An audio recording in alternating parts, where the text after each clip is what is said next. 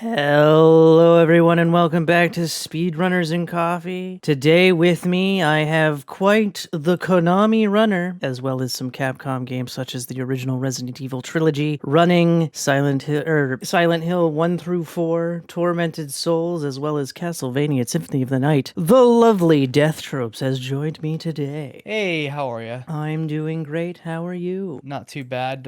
Had some internet memes earlier, but we're back at it. We're back in action. Thanks for having me, Abby. I appreciate it. No worries. So, what got you into speedrunning?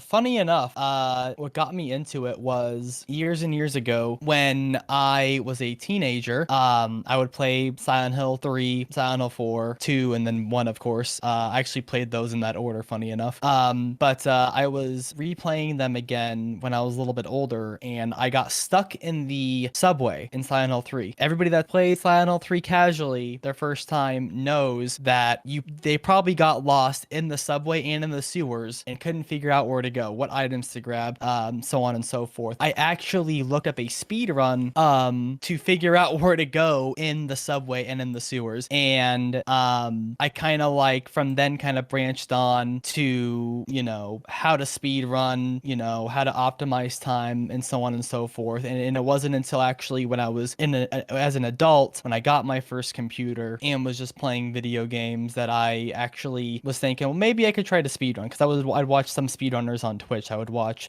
Baka Soup, Distortion 2, and a few others. And I was like, I think I can do this. And I was like, I would like to learn the Silent Hill 3 speedrun. Let's give it a shot. And I actually looked up the world record, which at the time was the QSQL speedrun done by Punchy when he had the world record for that category a couple of years ago. And that's what got me started in Silent Hill 3. The first one I actually ever submitted, though, was when I learned the run for Castlevania Symphony of the Night. I learned that run very quickly, and for a while I was in 6th place on the Requiem edition of the game, which is the one you get on PC and on newer consoles. But I learned that run, I submitted, and that was my first time ever submitting, and I was absolutely terrified to submit. And from then on, I learned Silent Hill 3, I learned Silent Hill 4, and then the other Silent Hills and Resident Evils, and that's just what kind of got me started, though. Sorry, I went off on a long tangent there with just a simple question.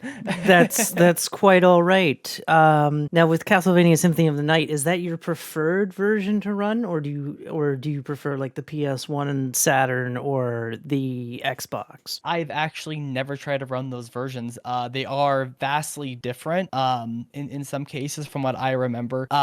Funny thing is, in the Requiem edition, you actually you lose all your weapons at the beginning of that game. If you ever played Symphony of the Night, you know that at the beginning, as you play as Alucard, you have his all of his gear, his speed, his sword and his shield and whatever armor that you have, and you lose all of that very quickly. But in the Requiem edition, you walk into a room, you walk out, and then back in, and then you get to keep all your stuff. So that skip is actually quite hilarious to me, and that's what got me started. Was I was like, oh, this is easy, this is hilarious. So from then on, you kill bosses in like 1 or 2 hits, and because you have some of the best gear in the whole game, like from the get-go. But in the other versions of that game, the original versions, at least on PS1, you have to do this crazy strat that involves a grenade, and you shoot yourself across the room that you lose your weapons in, and it's actually quite a sight to see. But I actually didn't have the ability to run that one, and so the Requiem edition was the closest version I had to running it. But I still enjoyed that run quite a bit.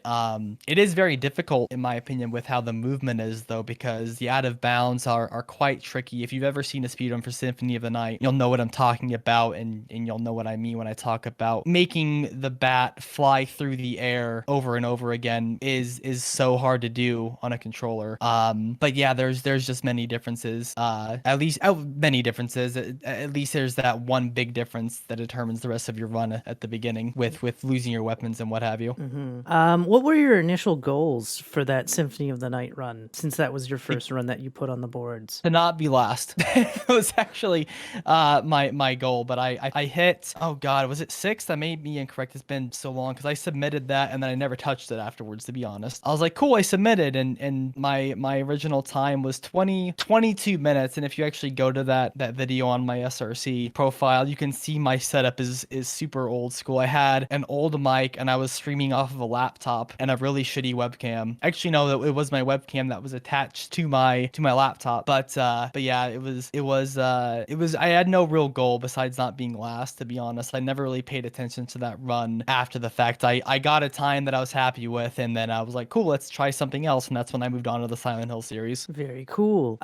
What goes into your decision making when you decide on a game to run? Ooh, interesting question. The time, honestly, because there's a lot of runs that I've been interested in that are a bit longer. Symphony of the Night, I think that run is like 2 to 2.5 hours. Did I say Symphony of the Night? Yes. Let me start over. I apologize if that's possible. Yep. When it comes to a run that I really want to do, time is a factor because I actually wanted to learn the Parasite Eve run a while back, but that run is like 2.5 hours long, I think. And so I was thinking I don't have a long time to stream because I have other responsibilities. I have 2 jobs. I play music, and I do some other stuff. So, doing a speed run that's over 2 hours long means I can do 2 runs if I finish them. Some maybe 3 on like a longer day. But I think like Silent Hill 3, RTA for a decent run in Silent Hill 3 is like 50 something minutes. Same with SH2 and SH1. Actually, it's around 50 something minutes for an okay run, to where I can do a few runs in a night. Like I can do a few full runs. I can stream for 4 or 5. Again, 6 hours is usually a pretty long stream for me. I think I gravitate more towards horror games. There was a few runs that I learned that aren't horror. I actually learned the Cuphead run. Never submitted for that, but I learned Cuphead and I actually really enjoyed that. But I usually would gravitate towards a survival horror game for sure. Hence Silent Hill 1 through 4, Resident Evil 1, 2, and 3, and then a few others as well. But yeah, usually the length of it, I like a shorter run for sure. That's very fair. Are there any games that you regret running, and or a game you wish you had continued to learn? Silent Hill 4. If you've ran Silent Hill 4, you've seen a speedrun from Silent Hill 4, you know that run is chock full of RNG. From Eileen's position in the hospital can vary on to 24 different rooms, including the key, which can be in any of those 24 different rooms. There's a lot of RNG involving that, and then a few other spots in SH4. SH3 also has its fair share of RNG, as you absolutely would understand, Abby. And there's a lot we have to juggle in that run as well. A run that I wish I had continued. I'm actually in the process of doing that now. I took a pretty long break from Silent Hill 1, but I've been grinding that game pretty hard again lately, and it's been enjoyable. It's been a meme, but it's been very enjoyable. Hooray for memes. Is there a game that you love but you could never run it? Oh wow, that's a cool question. A game I love but could never run it. I don't want to say never. I don't like saying never. But one of my favorite games is Bloodborne, actually. And I've always enjoyed watching the Bloodborne speedruns. But I don't know if I could ever run that, to be honest. I absolutely adore that game. Almost as much as I enjoy Silent Hill 3.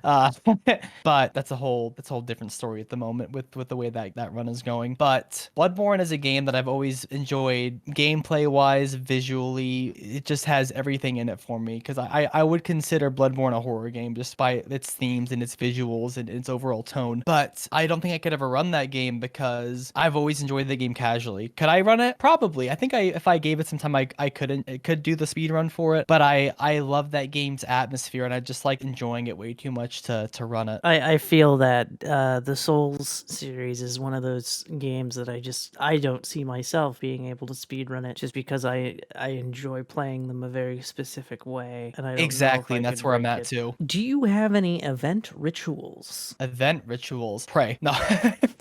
Hope that the things go right. Honestly, rituals, I don't think I have any rituals. But I do like to be alone, I guess, for a little bit beforehand. I like to take some deep breaths, and just, tell myself, hey, I can do this. Don't be nervous. Of course, that all changes once you start. At least for me, it does. After 5 minutes, I'm usually good, but to be honest, I am usually a tad bit nervous before I do an event, like be a part of a marathon or something like that. Most definitely. I think that's for all of us. Do you have any speedrun influences, like any runners that you particularly gravitated towards? I know you mentioned Bakba Soup and Distortion 2, but is there anyone that's like influenced you as a speedrunner even currently? Oh, absolutely. I would say, quite honestly, everybody that I get to talk to, in the Silent Hill speedrunning community and outside of it, that is in general into speedrunning. One of my biggest, I would say rivals, but also one of my best friends on Twitch, and in speedrunning would be Safarel, who I'm sure most of you know. Great speedrunner, really good dude. I would say as far as speedrunning, especially in Silent Hill 3, mostly in Silent Hill 3, we are very, very, very close with our times together. We've fought back and forth with world records multiple times. That dude always continues to inspire me to do better and push myself, to get better times and to work harder and go after the runs that I know I can, be great in, whether it be Silent Hill 3 or other runs like Silent Hill 2, 3 or 2, 4 and 1. He's definitely been someone to push me beyond what I thought I could ever possibly do in the runs. And that also includes Mr. McSqueezy, who we all know, so Punchy, Nile, DSB, and definitely other runners as well, including yourself. Many runners that I've talked to over the last couple of years that, tell me not to give up. Definitely others as well. I'm sure I'm forgetting a few at the moment, but you all know that you've all pushed me to definitely be better, because my first run I ever submitted for SH3 was not great. I'm just gonna go as far as to say it was really bad. And seeing how far I've come since then, I would not have been able to do it without, all the runners that I talk to on almost a daily basis about what we do and what we love to do, which is speedrunning these games that piss us off so much, but we can't stop. Yes. Is there a game you're looking forward to running in the future? Like maybe coming out next year, maybe a game that just came out or anything like that? As far as a game that just came out, I actually have been looking into running Signalis. I'm probably butchering that name. I really don't know. But that game, I just finished it, and wow, that game is so freaking cool. If you have not played Signalis and you're a fan of survival horror, please play that game. It is so good. I'm definitely interested in learning that. I've actually been gifted a copy of Silent Hill Homecoming, which is obviously not new, but I've been wanting to learn that run for a long time as well, and I will be learning that in 2023, most definitely. Any specific Um, category for Homecoming? I actually don't know at the moment. I would like to run the any percent. I do like the out of bounds. I like the crazy glitches in that game because there are so many and it's kind of comical to me. It is broken. I believe they have a glitchless category as well, and I definitely want to learn that as well because I really do love Homecoming. It is pretty frowned upon, that game, but I do enjoy it. I think, in my opinion, I think it is the one of the best made Western Silent Hill games to date. Very cool. Where do you see yourself in 5 years when it comes to speedrunning? Oh wow, that's an interesting question. I know that I want to be top 5, at least top 5 in every Silent Hill. Well, not Book of Memories. I don't consider that a real Silent Hill game. But I would like to be top 5 in Silent Hill 1, 2, 3, and 4, and then even perhaps in some of the Western ones like Homecoming, Shattered Memories would be cool. Origins would be cool. I definitely do want to learn a run in that game as well. And then Homecoming for sure. I know that some of those runs are pretty difficult. Did I say Downpour? Downpour as well. I know Downpour is a super long run, so that's one we talked about earlier, like about me and picking a run due to time. That one would take some effort just because it is such a long run. I think like what's world record for Downpour? It's like 2 hours, isn't it? Like it's something 231, like I that. think. Yeah. See, like me, like I would be running that and I would be at 3 hours at first. So like I could do one full run of that game in the amount of in the time that I stream. You know what I mean? So that would definitely take some work, but I do see myself getting to that point to where I could, I could speed on all of these games because I would love to do is take an entire day and do an entire Silent Hill 1, 2, 3, 4, Origins, Shattered Memories, Homecoming, and Downpour marathon. I think doing one of those once a month would be super cool. But again, like, how long it would take to run these games. That would be an all-day event. That'd Yeah. be wake up, start, go to bed. Like that'd be what you do. Yeah, because recently a GDQ hotfix, for those who don't know, did a King of the Silent Hill tournament, which didn't even do Downpour in there. It did everything else but Downpour and Book of Memories, and that was still about 12 hours. It was a long, long day, but very enjoyable. Yes. What was your proudest moment as a runner? Proudest moment as a runner, honestly, probably when I got my first world record,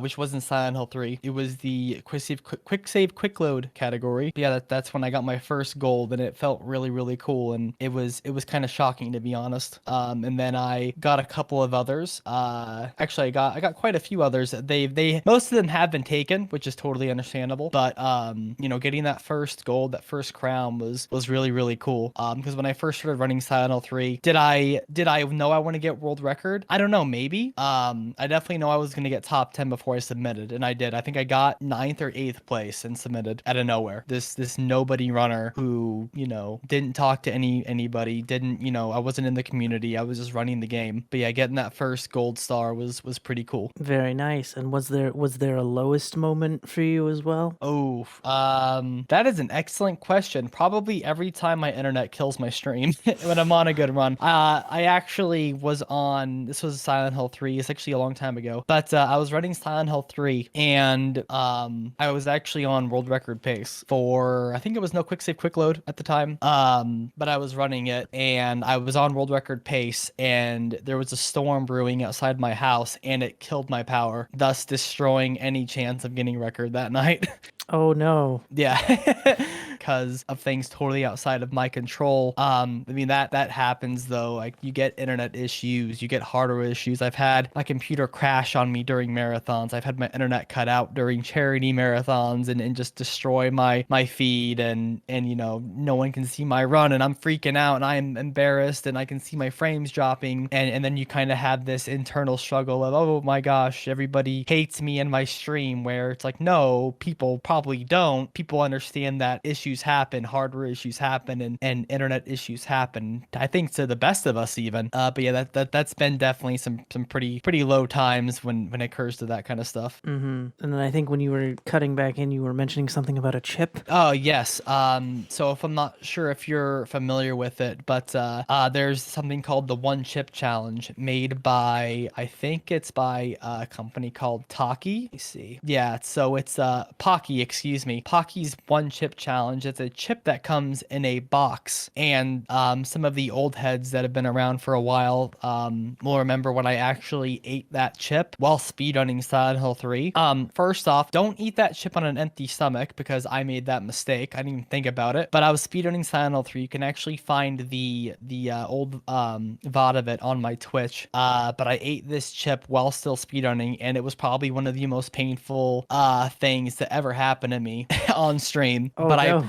I pushed through for a while. I was in the sewers while eating it, and at first it wasn't too bad. It was super spicy, couldn't feel my face. And then it got to the point where my stomach hurt so bad that I actually had to get off stream. I walked away from my computer for 20 minutes. Chat's blowing up because it's hilarious to them. Mr. McSqueezy was actually in there. He'll remember. I think Sosa was there too, and a few others. But I just was in so much pain. I was like, I did it for you guys, so don't ever say I didn't do anything for you. But that was, I don't know if that's considered a low point of stream. I would consider it a entertaining moment on stream for sure. But it was pretty cool. I'll never forget everybody's support for that and how they reacted. It was a lot of fun. Very nice. Now, a couple non-speed running related questions. If you could create a game from an entirely different genre and add it to your favorite series, what game would you add? This is a game that I make up. Sure. It could even be like another game that has a weird mechanic that you would throw into the existing game or something like that. Okay. I guess I misunderstood. I apologize. Can I, I'm sorry, Abby, can I have the question one more time? Yep.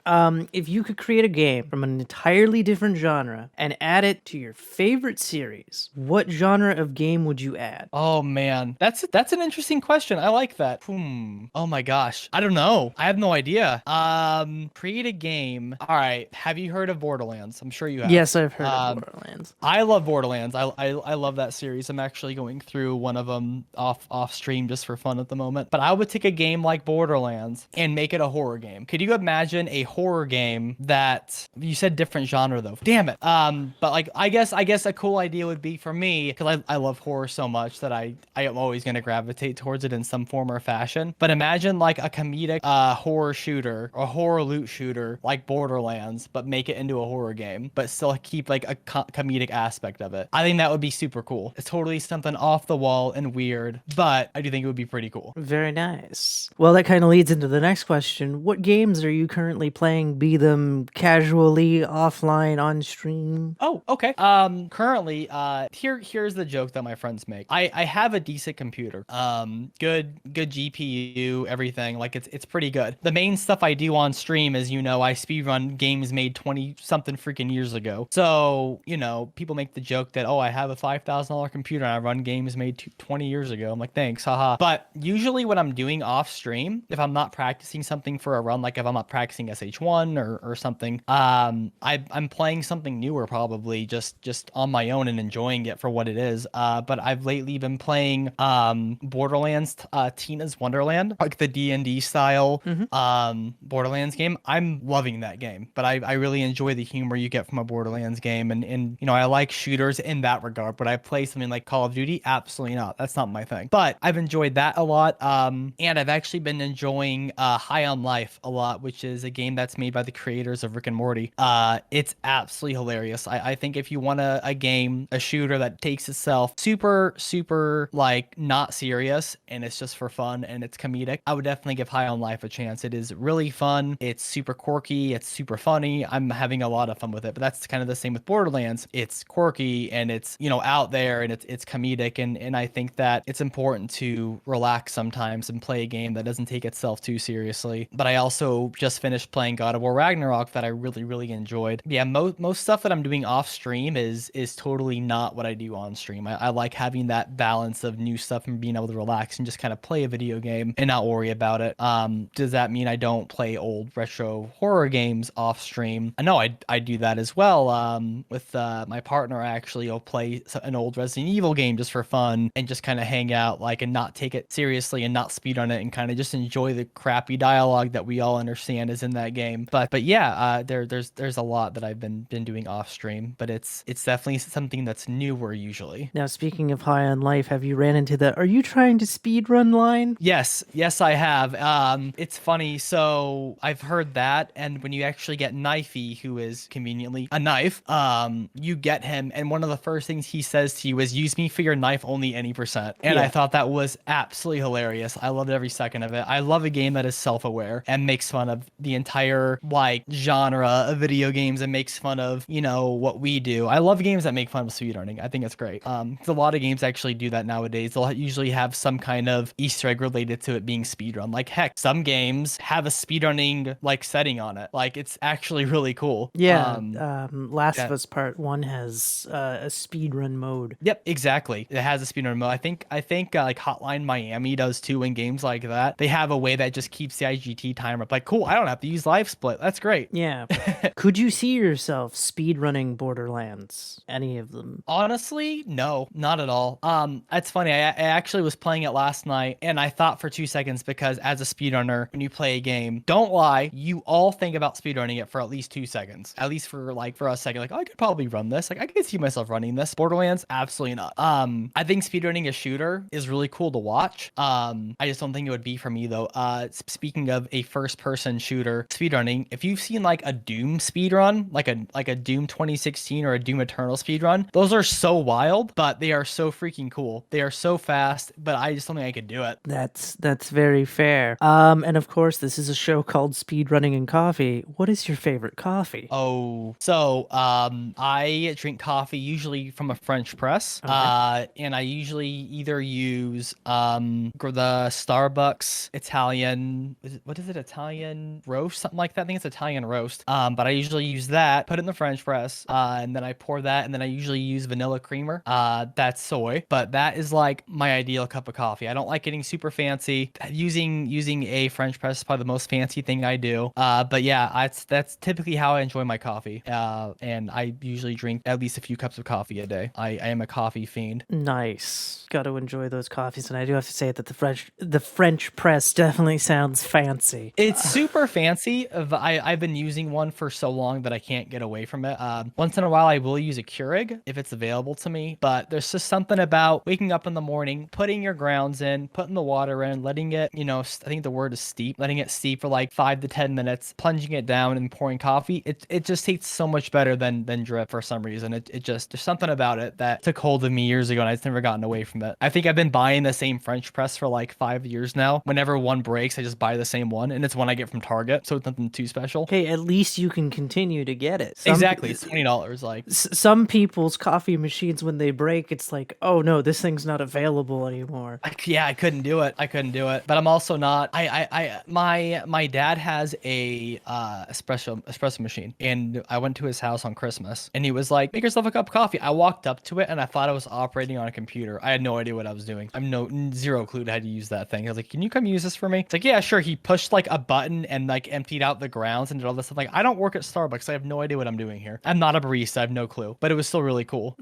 Yeah, I don't do fresh press or French press stuff. I'm completely coffee illiterate to the point where most of my coffee is instant stuff. So you just pour That's water okay. into it and it's all good. Though my favorite coffee drink is a coffee. I don't know if you've What ever is seen that? it. Is that Coke with coffee in it? Yep. What? Yeah, it's they come in 3 flavors. One is dark blend, one is vanilla flavor, the other one is caramel flavor. I've never seen the caramel flavor one here in Canada. I prefer the dark. It's basically half a can of Coke with half a can of coffee. So you're getting half the calories of a can of Coke in the size of a can of Coke, only it's in like a long style. Huh. Yeah, and there's some Interesting. recipes to like make your own, but I don't know how what's the word I'm looking for, like plausible they are, like if they're going to taste the same. But Ooh, from what I understand, I think the States is starting to get rid of them, maybe? I don't know. At least that's what I heard really? about New York. I'm not a soda drinker, so I honestly do not know. I think the main things I consume are either water, and then I'll drink like a sparkling water every now and again, and then coffee, and then a Gatorade. Like I'm really like weird about drinks, and so like I usually won't drink soda. I wanted to say I know you were a fan of instant coffee. Besides a French press, I do actually buy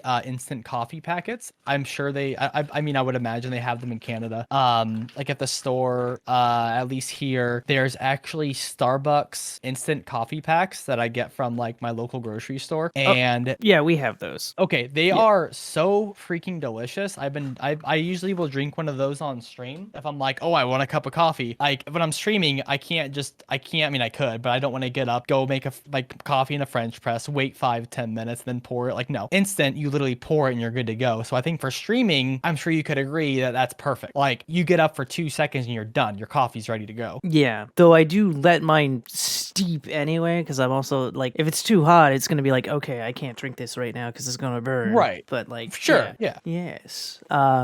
But yeah, how long does a French press take to like set up and everything? They say like 5 minutes. I usually wait like 10. That's always been like my time frame. It tastes good and strong. Then I probably also put too much coffee in it. But like I just can't stop because now like I'm so set on like the ratio of I'm set so much on the ratio of like how much coffee I put in that I can't get away from it. And so I just wait 10 minutes. I think that's how I think I'm using it correctly. But it's been working for so long that I just can't change now. But I probably put too much coffee in it. But I've gotten by somehow, so I think it's good. That's good. Yeah, I've never even seen a French press, so I could not help you to save my life. One day try it. Like it's inexpensive. If you ever have the desire to, I think it's totally worth it. And then if you're not into it, it's all right. That's very fair. Well, I would like to thank you very much for this interview, but if people wanted to find you, where can they find you? They can find me at